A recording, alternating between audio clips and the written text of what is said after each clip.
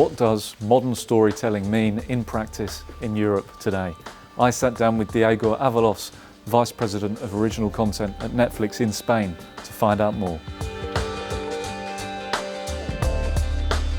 Good afternoon, Diego. Thank you very much for taking the time out to speak with us today.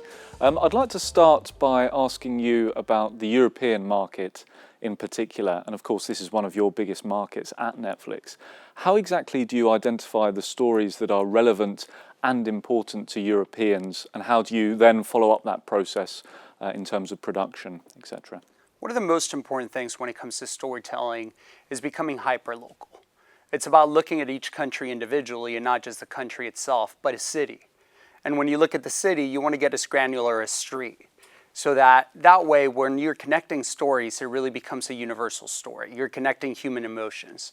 So what we really focus at Netflix is to look at finding those voices that want to tell those stories that are relevant and very local. So we want to do a Danish story. We want it to be very genuine and very true to that market.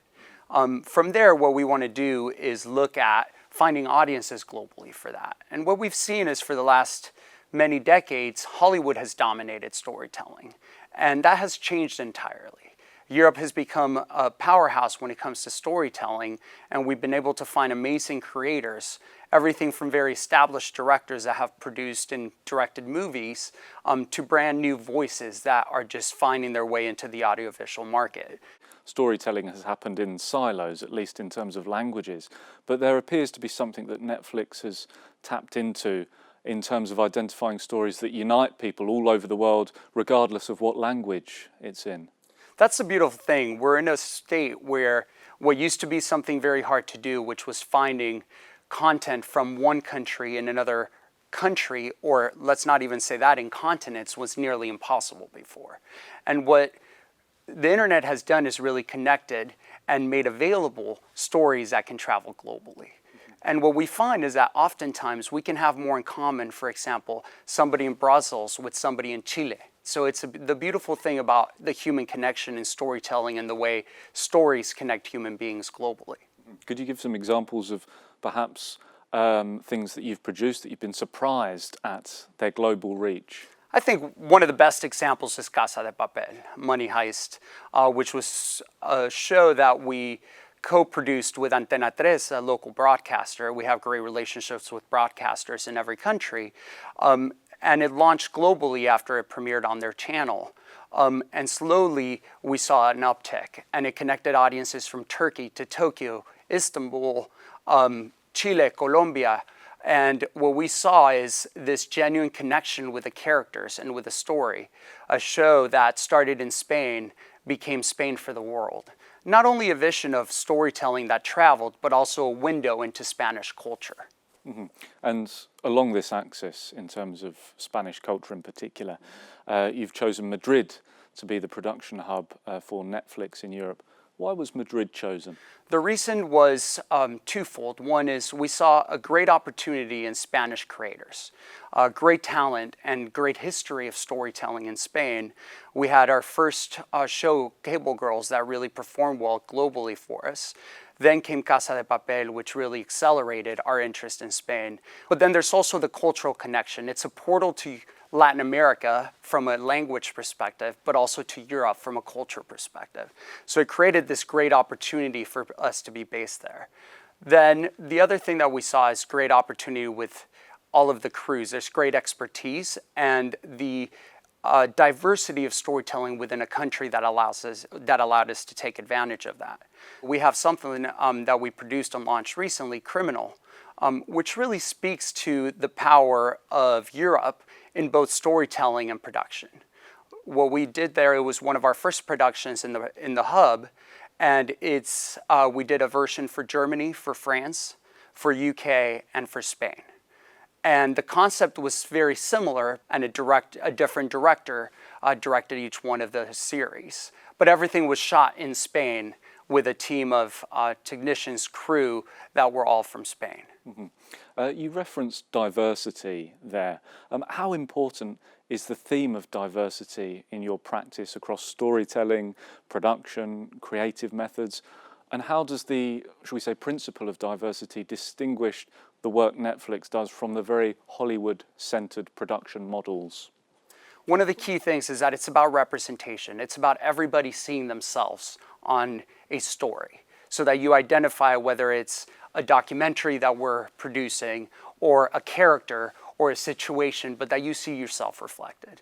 And one of the big things, for example, in Spain, is that we're very focused on gender diversity. Traditionally, the audiovisual industry has been very male-focused, and one of our key things is bringing more diversity into not only in front of the camera, but also behind the camera. A great example of this is Valeria, which is a show we just wrapped, a modern rom-com based in Madrid, where what we did is took a book, a bestseller book written by Elizabeth Benavent, adapted by a female showrunner. From there, it's produced by a crew where 57% of the department heads are women and 50% of the crew is female. That's pretty unknown in the production in the audiovisual industry, and we're very excited to continue that. From there came our idea of a female shadow program, director shadow program, where we really want to invest in the next generation of female directors. Mm-hmm. The dominance of the English language today, of course, is widespread all across online media. And it can be challenging for some sections of the European population to engage with media in their own language. Do you think that some communities across Europe could become alienated by the lack of media available in their own language? I don't, at least not when, with what our strategy is. Our strategy is local language first, and our strategy is local storytelling. So with that, we hope that each country and each community will find a story, first of all, in their language. The other thing that's very important to us is accessibility. So the dubbing that we do in over 28 languages, the fact that we subtitle in even more languages than that, creates that, first, for local content, it will obviously be in the language of the country, but second, all other stories that can come from anywhere in the world can't be accessible to these countries. To give you an idea, of our 158 million households that are our subscribers of Netflix, 50% of them have watched content that is not in English and not in their native language, which shows a great potential for storytelling around the world. Language and culture go hand in hand, and it has to be top of mind always. We can't forget how important and how real the stories become as you stay true to language. One of the great things that we're seeing is that content not only is traveling more because of the storytelling, but the second thing is that people are watching it in the original language. And that shows not only that people are interested and curious, but also that language can travel as well. Mm-hmm. And on this subject of the democratization of the stories, if there are any young people out there today who are really interested in getting their message across, perhaps seeing their story serialized on a Netflix show, what message would you have to them if they're feeling that maybe their story isn't relevant or their story doesn't relate to other people in the wider public sphere? My first thing is be patient. Patience wins. Second is be authentic. Be genuine to your story.